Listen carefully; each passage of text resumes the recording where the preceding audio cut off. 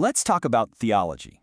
But what if we could set aside all the arguments for a minute and instead approach the divine with poetry and paradox?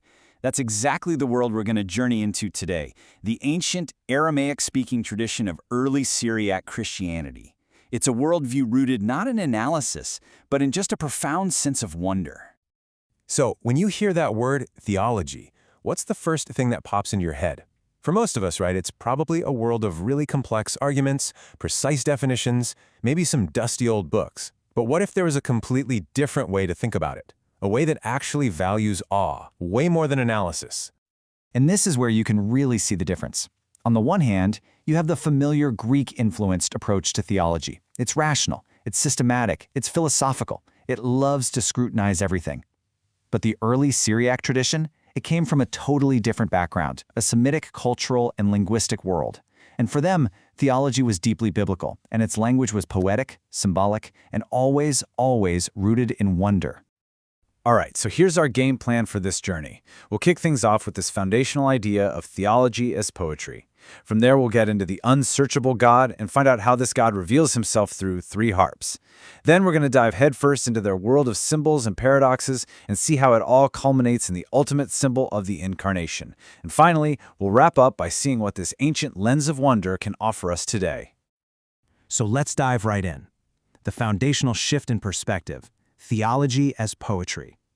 This is all about choosing wonder over scrutiny, awe over argument. The scholar Sidney Griffith just nails it here. You see, for early Syriac writers, like the great Saint Ephrem, trying to dissect the divine with our limited human logic was, well, a huge mistake. They believed the human mind just wasn't built for it. So the real purpose of our words wasn't to argue about God, but to simply stand in contemplative awe and give praise. And that emphasis on awe leads us directly to their core belief, the unsearchable God. This concept is really the starting block for their entire worldview, this absolute foundational mystery of the divine. For St. Ephrem, there is this infinite gulf between the creator and the creature. And it's not just that God is, hard to understand. No. He believed the divine nature is fundamentally inaccessible to our reason. He even thought that the angels couldn't fully grasp the depths of the Godhead. St. Ephrem uses this incredible metaphor for this, God as an illimitable sea. I mean, think about it. A diver can only spend a few moments in the deep before they have to come back up to the surface. In that same way, he asks, who could possibly linger in the depths of the divine? The very attempt is just futile. Okay, so you might be wondering, if God is so hidden, how can we possibly know anything at all? Well, the answer lies in this key Syriac word, raza. It's such a rich term. It means mystery, symbol, or even a symbol mystery. Raza is the lens for seeing the divine secrets that are hidden in plain sight all around us. And this idea of raza brings us to this absolutely beautiful metaphor for how this hidden God makes himself known through the music of God's three harps. So the idea is that God's revelation isn't like a textbook full of facts. It's much more like a symphony or a poem. The entire world is filled with these symbols and patterns, or types as they called them, that all point to a deeper reality. And to see them, they believed, all you need is the eye of faith. St. Ephrem said God plays on three harps. The first is nature itself. Every tree, every stream, every mountain is seen as a symbol pointing to Christ. The second harp is the Old Testament. Its stories and its figures are seen as types or prefigurements. So think of Moses leading his people through the water as a prefigurement of baptism. And the third harp? That's the New Testament, the ultimate reality, the fulfillment that the other two have been pointing to all along. Okay, so what is the language of this amazing symbolic world? Well, for the Syriac fathers, it was paradox. This was the literary tool they reached for when simple, linear logic just wasn't going to cut it. Let's look at this classic example from St. Ephrem.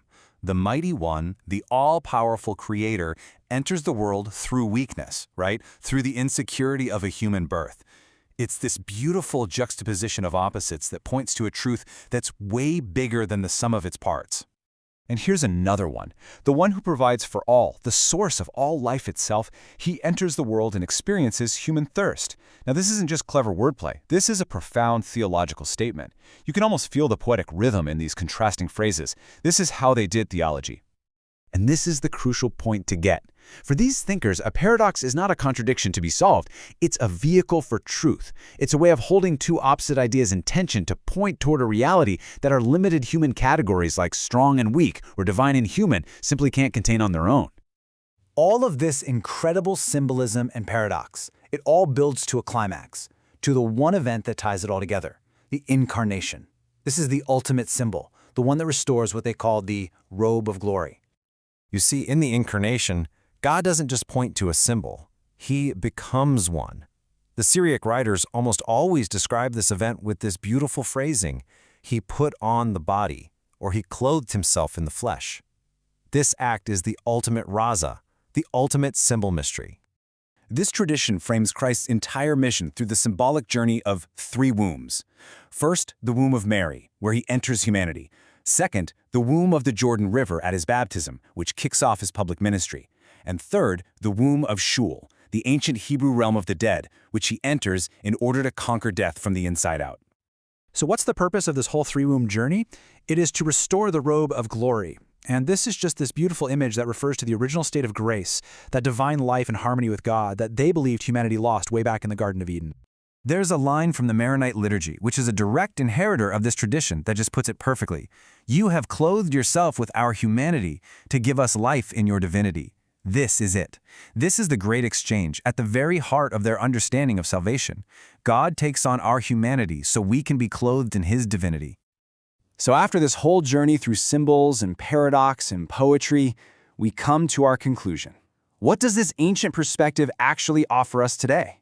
Well, it offers a lens of wonder. So, what are the key takeaways from this journey? First, that God is a mystery to be revered, not a problem to be solved. Second, that all of creation, everything around us, is filled with symbols pointing to the divine. Third, that paradox isn't confusion. It's a language capable of holding really profound truths. And finally, that the incarnation is the one event that reconciles heaven and earth. Ultimately, this entire worldview is an invitation to see reality through a totally different lens, to see with an eye of faith. So we'll end with this question, which I think really gets to the very heart of the Syriac Christian worldview. What changes if we begin to see the world not as a complex problem that needs to be scrutinized and solved, but as a profound poem filled with symbols just waiting to be read with wonder?